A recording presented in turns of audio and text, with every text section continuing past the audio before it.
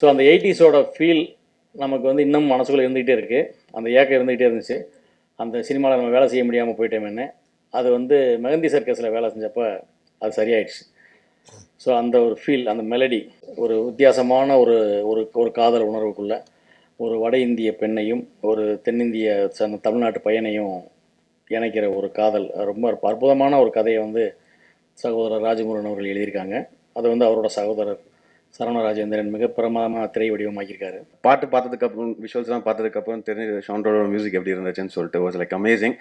அந்த time okay நம்மளோட work okay தெரிஞ்சிருக்கு அப்படின்னு சொல்லிட்டு கொஞ்சம் சந்தோஷப்பட்டேன். Okay and first time Ranga bro costume பண்ணி பார்க்கலாம் எப்படி பண்ணலான்னு சொல்லிட்டு பார்த்தோம். அண்ட் அந்த விஷயம் நல்லா வந்துச்சு. ஸோ அவர் ஆக்சுவலி ஹாப்பியாக தான் இருக்கார் நினைக்கிற ஒர்க் விஷயத்தில். என்னன்னா, ஒரு படம் வந்து வெற்றி அடையணும் அப்படின்னா 2 விஷயம் ரொம்ப முக்கியம். ஒன்று, அது பயங்கர சத்தம் போடணும். அது அந்த படம் வர டைமில் வந்து சத்தம் ரொம்ப பெருசாக இருக்கணும். அது போய் சேர்ந்துடும். எப்படியோ ரீச் ஆகிடும், இப்படி ஒரு படம் வருது அப்படின்னு தெரியும். அப்படி இல்லைன்னா கண்டிப்பாக வந்து மீடியாவில் இருக்கிறவங்க, ப்ரெஸ்ஸில் இருக்கிறவங்க கண்டிப்பாக அந்த படத்தை பார்த்துட்டு மொத்தமாக எல்லாருமே நல்லா இருக்கு அப்படின்னு சொன்னாங்கன்னா கண்டிப்பாக அந்த படங்கள் எல்லாமே வெற்றி பெற்றிருக்கு.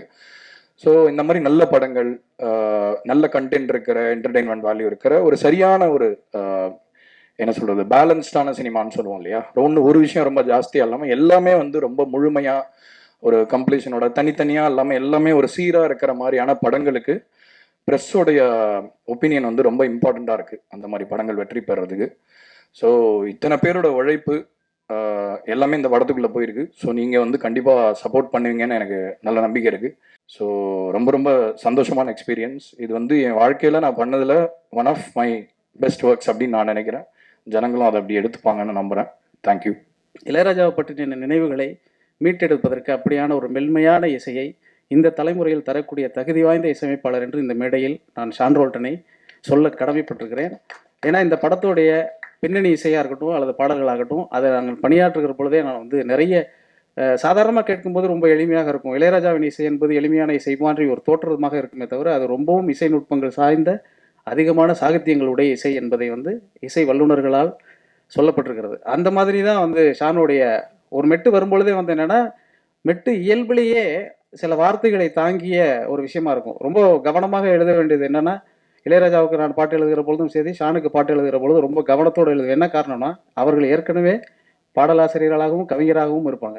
அவங்களுக்கு வரியை வைத்துத்தான் அவர்கள் மெட்டமைத்து கொடுத்துருப்பாங்க. ஏறக்குறைய அவர்கள் யோசித்ததில் ஒரு 10% நம்ம யோசித்தாலே அந்த பாடல் வந்து வெற்றி அடைஞ்சிருங்கிற அளவுக்கு அவருடைய மெட்டுகள் இருக்கு. இந்த படம் வந்து நிச்சயமா வந்து ஒரு எல்லாருக்கும் பிடிக்கிற மாதிரி படமா இருக்கும். ஸோ இந்த மாதிரி ஒரு ஸ்ட்ராங் டெக்னிக்கல் டீம்ல நான் வந்து அறிமுகமாகிறது வந்து ரொம்ப பெருமையாகவும் சந்தோஷமாகவும் நினைக்கிறேன். கண்டிப்பாக நான் சினிமா இண்டஸ்ட்ரியில் இருப்பேன். என் ஃபேமிலி பிஸ்னஸையும் பேலன்ஸ் பண்ணுவேன். ரொம்ப சந்தோஷம். இந்த வாய்ப்பை கொடுத்த அனைவருக்கும் நன்றி, வணக்கம். இது வந்து ஒரு எளிமையான நேர்மையான படம். ஸோ எளிமையான நேர்மையான படங்களுக்கு தொடர்ந்து எப்போவுமே உங்களுடைய ஆதரவு இருந்திருக்கு. நிச்சயமாக இந்த படத்திற்கும் இருக்கும் அப்படின்னு நான் நம்புகிறேன். ஏன்னா ஒரு படம் அப்படி வந்திருக்கு இப்படி வந்திருக்குன்னு நம்மளால் சொல்லவே முடியாது. அது படம் எடுக்கிறவங்களுக்கு தெரியவே தெரியாது. அது கடைசி வரைக்கும் தெரியாது.